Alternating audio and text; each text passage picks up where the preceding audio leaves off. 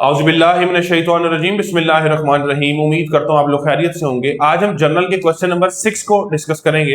ये कुछ important question तो है, लेकिन ये जैसे क्वेश्चन नंबर 5 मुश्किल था वैसा मुश्किल क्वेश्चन नहीं है। ठीक है, तो हम अब क्वेश्चन नंबर 6 की तरफ चलते हैं।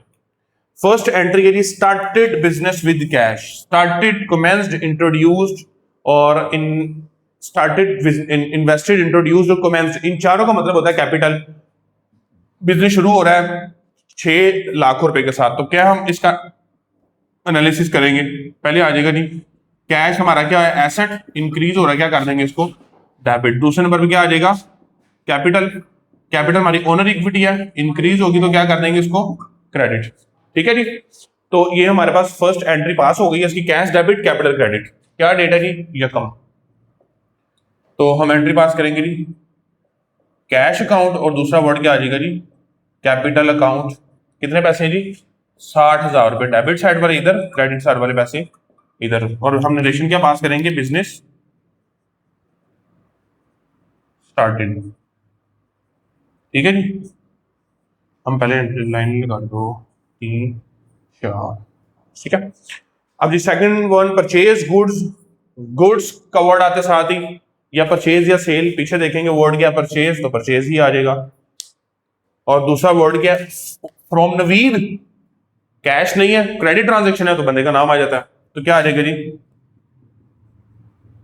परचेजेस हमारा क्या है, एक्सपेंस, इंक्रीज हो रहा है, क्या कर देंगे, डेबिट।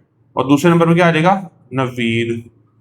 नवीद को पैसे देने हैं ना, तो लायबिलिटी बढ़ गई, लायबिलिटी इंक्रीज हो तो क्या करते हैं हम इसको, क्रेडिट। याद करने का तरीका, गुड्स आ रही है डेबिट कर दे, किससे, नवीद से, नवीद क्रेडिट कर दे, तो क्या हो जाएगा जी,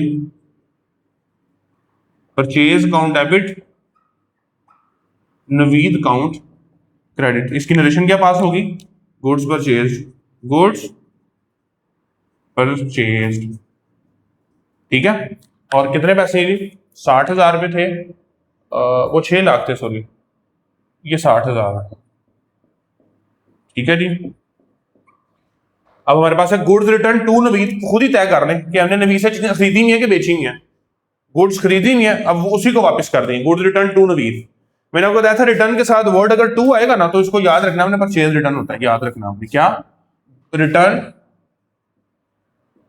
टू, रिटर्न फ्रॉम या बाय से, ये होता है परचेज रिटर्न और ये होता है सेल रिटर्न।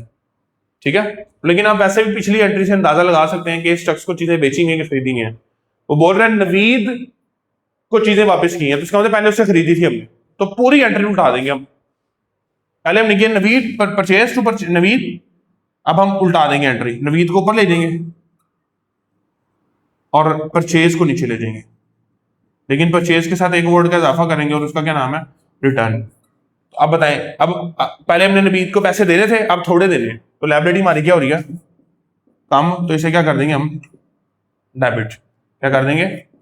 और परचेज रिटर्न हमारा क्या है, परचेज हमारा जैसे एक्सपेंस था, तो ये एक्सपेंस हमारा क्या हो गया, कम, तो इसे क्या कर देंगे हम, क्रेडिट। ठीक है, अब देखो सीधी सी बात है, गुड्स जब आई है नवीद से, परचेज डेबिट, नवीद क्रेडिट, अब उसको वापस कर दिया, Naveed debit, purchase return credit, entry को बिल्कुल रिवर्स कर देंगे हम, Naveed debit, purchase return credit.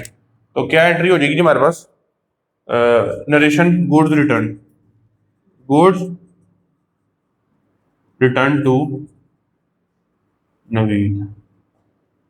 ठीक है जी, क्या डेट है, 5 और 10।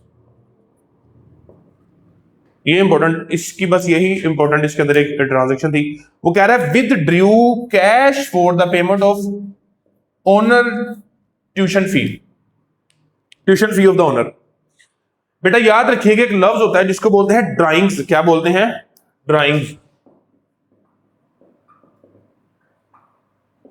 अगर कारोबार का मालिक पर्सनल यूज के लिए कोई भी पैसा या चीजें उसे से निकालता है ना बिजनेस से, तो उसको हम ड्राइंग बोलते हैं।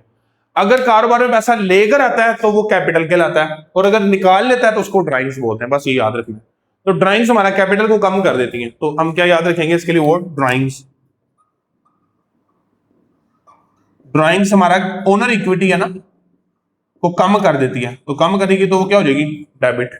जैसे कैपिटल हमारा बढ़ाता है, मतलब कारोबार में मुझे पैसा आया तो हमने ओनर इक्विटी बढ़ा दी तो उसे क्रेडिट कर दिया, और उसके बदले में पैसा जब निकलेगा तो वो डेबिट हो जाएगा। और क्या निकाला उसने, कैश निकाला, कैश खत्म कर देंगे। कैश हमारा क्या है, एसेट, एसेट डिक्रीज होगा तो क्या करेंगे, क्रेडिट। तो एंट्री क्या हो जाएगी, drawings to, drawings account debit, cash account credit. और कितने पैसे जी, 2000। अब कुछ एक बात याद भी रखिएगा, 2000 पे दोनों, इसका भी 2000 डेबिट क्रेडिट था, इसका भी 2000 डेबिट क्रेडिट था, ठीक है। एक बात आपने बस याद रखनी है, 15 तारीख को एंट्री हुई है, पर्सनल यूज का वर्ड आना, डोमेस्टिक यूज, पर्सनल यूज, ये वर्ड्स आ जाएंगे तो आपने याद रखना है कि ये ड्राइंग्स की एंट्री, और ड्राइंग्स हमेशा डेबिट होती है। जैसे कैपिटल हमेशा क्रेडिट है ना, कुछ लिखा हो ना लिखा हो, ड्राइंग्स हमेशा डेबिट है, ये आपने याद रख लेना। अगली एंट्री तो आपको आती है, वो कह रहा है कि building purchase for cash, building और कैश। मैं डायरेक्ट एंट्री पास कर दूं, बिल्डिंग आ रही है कैश के साथ, तो एंट्री क्या पास कर देते हैं, बिल्डिंग अकाउंट डेबिट और कैश अकाउंट क्रेडिट। कितने पैसे जी, 2,40,000 रुपये। और नरेशन क्या पास करेंगे जी, बिल्डिंग डेबिट हो रही है ना, बिल्डिंग आ रही है, ये विड्रीव गुड्स, विड्रीव कैश, इधर क्या आ जाएगा, बिल्डिंग परचेज।